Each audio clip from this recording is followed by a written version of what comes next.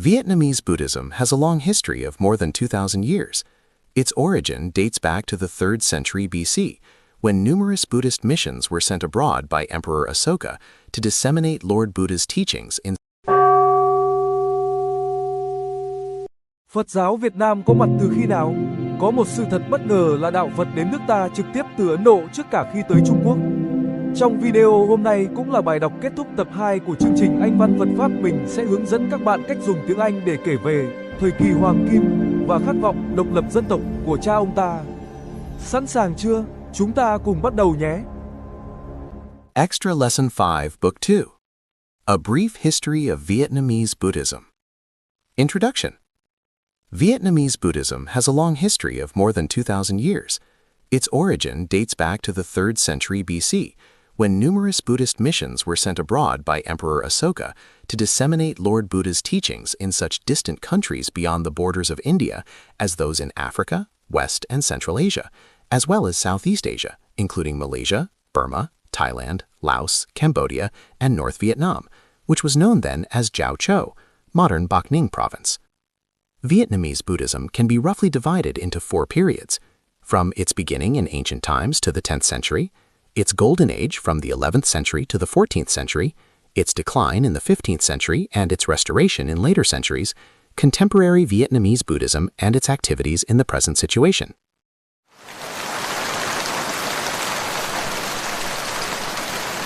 Part 1. Vietnamese Buddhism from Ancient Times to the 10th Century. It is believed that among the 3 Buddhist centers of ancient China, Luoyang, Pengcheng, and Lui Lao's center in Jiaochao, South China, was the first to be founded under the Han Dynasty around the early part of the 1st century AD. It is believed that, người ta tin rằng, Buddhist centers, các trung tâm Phật giáo, ancient China, Trung Hoa cổ đại, was the first to be founded, là nơi đầu tiên được thành lập, under the Han Dynasty, dưới triều đại nhà Hán, around the early part of, vào khoảng đầu của. Lui Lao, the capital of Jiaochao, which was then a Chinese vassal, was on the main trade route between India and China. Capital of Jiaochou, thủ phủ của Giao Châu. Chinese vassal, nước chư hầu của Trung Quốc. Main trade route, tuyến giao thương chính. Therefore, undoubtedly, it became a favorable and prosperous resort for Indian pioneer missionaries to stay and preach the Buddhist teachings before continuing their journey to the north. Undoubtedly, chắc chắn, không nghi ngờ gì. Favorable and prosperous resort, địa điểm thuận lợi và phồn thịnh. Pioneer missionaries, các nhà truyền giáo tiên phong. Preach the Buddha's teachings, truyền giảng giáo lý của Đức Phật. Continuing their journey, tiếp tục hành trình của họ. To the north, về phương Bắc. Người ta tin rằng trong 3 trung tâm Phật giáo của Trung Hoa cổ đại, Lạc Dương, Bành Thành và Lui Lâu, trung tâm Lui Lâu ở Giao Châu, Nam Trung Hoa, là nơi đầu tiên được thành lập dưới triều đại nhà Hán, khoảng đầu thế kỷ thứ nhất sau công nguyên. Lui Lâu, thủ phủ của Giao Châu, lúc bấy giờ là một nước chư hầu của Trung Quốc, nằm trên tuyến giao thương chính giữa Ấn Độ và Trung Quốc. Vì vậy, chắc chắn nơi đây đã trở thành một địa điểm thuận lợi và phồn thịnh để các nhà truyền giáo tiên phong người Ấn Độ dừng chân và truyền bá giáo lý của Đức Phật trước khi tiếp tục hành trình về phương Bắc. The order of Jiao Chao monks was founded before Buddhism spread to other places. The order of monks, tăng đoàn, spread to other places, lan truyền đến những nơi khác. From the evidence of historical records under the latter Eastern Han Dynasty, we may conclude that Lui Lao was the first to adopt the new faith from Indian monks who gradually found their way to the north. Evidence of historical records, bằng chứng từ các ghi chép lịch sử. Latter Eastern Han Dynasty, triều đại Hậu Đông Hán. Adopt the new faith, tiếp nhận tín ngưỡng mới. Gradually found their way, dần dần tìm đường đi. i.e. South China and the Yangtze River Valley, and then to Luoyang, the capital of China, where the 2 other Buddhist centers were successively founded. Yangtze River Valley, lưu vực sông Dương Tử. Successively founded, lần lượt được thành lập. According to the documents recorded in Thiền Tapong, an anthology of the most talented figures in Chan Park, our most ancient Buddhist literary collection, Master Kong Seng Hui, a monk of Sogdian origin, was the first Buddhist master at Luilao Center. According to the documents recorded in, theo các tài liệu được ghi lại trong An Anthology of the Most Talented Figures, tuyển tập những nhân vật xuất sắc nhất, Buddhist Literary Collection, tuyển tập hoặc bộ sưu tập văn học Phật giáo, of Sogdian origin, có nguồn gốc người Sogdian. He was born in Jiao Chao, where he was received into the order of monks afterwards. He became the most famous monk scholar who translated a large number of Buddhist canonical books into Chinese, hand characters, and later he visited Nanking, where he built the first pagoda and preached the Dharma.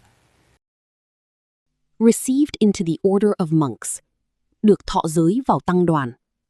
Monk scholar, cao tăng học giả. Translated a large number of, dịch một số lượng lớn. Buddhist canonical books, kinh điển Phật giáo.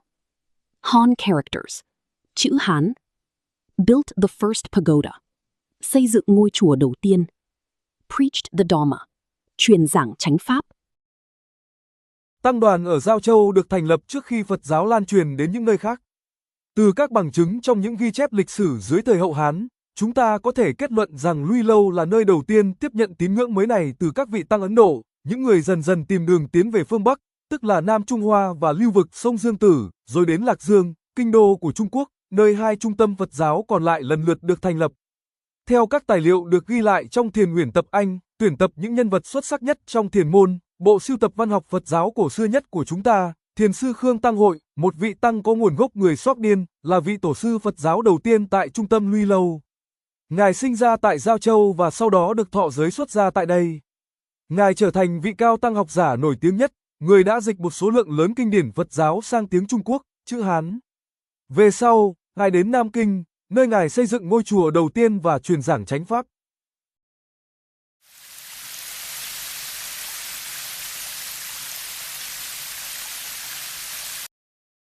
Besides Master Kong Seng Hui, there were many famous Indian monk scholars such as Mahajivaka, Kala Rusi, Te King Liang, and a Chinese scholar Ma Po, Mui Tzu, who immigrated to Jiao Chao and studied Buddhism under Indian monks there. Besides, ngoài ra, bên cạnh, famous Indian monk scholars, các vị cao tăng học giả Ấn Độ nổi tiếng, Kang Seng Hui, Khương Tăng Hội, Mahajivaka, Maha Kỳ Vực, Kalaruchi, Chi Kiang Liang, Chi Cương Lương, Chinese scholar, học giả người Trung Quốc, immigrated to, di cư đến, studied Buddhism under, học Phật giáo dưới sự hướng dẫn của. At that time, there were about 20 pagodas with at least 15 translations of Buddhist textbooks and 500 monks at Luilao Center. The Buddhist Sutra in 42 sections, which appeared at Jiao Chao in the 2nd century, is believed to be the first selection of sutras translated into Chinese at Luilao. At that time, vào thời ấy, pagodas, chùa chiền, translations of Buddhist textbooks, các bản dịch kinh điển, sách Phật giáo, Buddha Sutta in 42 sections, Kinh Tứ Thập Nhị Chương, appeared at, xuất hiện tại, is believed to be, được tin là, selection of suttas, tuyển tập các bài kinh, translated into Chinese, được dịch sang tiếng Trung Quốc, Luilao Center, trung tâm Luilao. Therefore, one of the characteristics of Vietnamese Buddhism in ancient times is that it had been introduced by Indian missionaries into Jiao Chao long before it spread to China. Characteristics of Vietnamese Buddhism, đặc điểm của Phật giáo Việt Nam. Ancient times, thời cổ đại. Introduced by Indian missionaries, được truyền vào bởi các nhà truyền giáo Ấn Độ. Long before, từ rất lâu trước khi. Spread to China, lan truyền đến Trung Quốc. The literary evidence in the above translations prove that in its very beginning, Vietnamese Buddhism adopted the fundamentals of Orthodox Buddhism from Indian monks, and in later centuries, with the development of Buddhism in China, it received another trend of Buddhist thought, the Mahayana doctrine, especially Chinese Chan Buddhism. Literary evidence, bằng chứng văn học, tư liệu văn bản. Above translations, những bản dịch nói trên. Proved that, chứng minh rằng. In its very beginning, vào buổi đầu hình thành. Adopted the fundamentals of, tiếp nhận những nền tảng căn bản của. Orthodox Buddhism, Phật giáo chính thống. Development of Buddhism, sự phát triển của Phật giáo. Another trend of Buddhist thought, một xu hướng tư tưởng Phật giáo khác. Mahayana doctrine, giáo lý Đại Thừa. Chinese Chan Buddhism, Thiền tông Trung Hoa. Ngoài thiền sư Khương Tăng Hội, còn có nhiều vị cao tăng học giả Ấn Độ nổi tiếng như Mahajivaka, Kalaruchi, Teskiang Liang và một học giả người Trung Quốc tên là Mạo Bác, Mâu Tử, những người đã di cư đến Giao Châu và học Phật giáo với các vị tăng Ấn Độ tại đó. Vào thời ấy, tại trung tâm Luy Lâu có khoảng 20 ngôi chùa, ít nhất 15 bản dịch kinh điển Phật giáo và khoảng 500 vị tăng. Kinh Tứ Thập Nhị Chương xuất hiện tại Giao Châu vào thế kỷ thứ hai, được tin là tuyển tập các bài kinh đầu tiên được dịch sang tiếng Trung Quốc tại Luy Lâu. Vì vậy, một trong những đặc điểm của Phật giáo Việt Nam thời cổ đại là Phật giáo đã được các nhà truyền giáo Ấn Độ truyền vào Giao Châu từ rất lâu trước khi lan truyền đến Trung Quốc. Các bằng chứng văn học trong những bản dịch nói trên chứng minh rằng vào buổi đầu hình thành, Phật giáo Việt Nam đã tiếp nhận những nền tảng căn bản của Phật giáo chính thống từ các vị tăng Ấn Độ. Về sau, cùng với sự phát triển của Phật giáo tại Trung Quốc, Phật giáo Việt Nam tiếp nhận thêm một xu hướng tư tưởng Phật giáo khác, đó là giáo lý Đại Thừa, đặc biệt là Thiền tông Trung Hoa.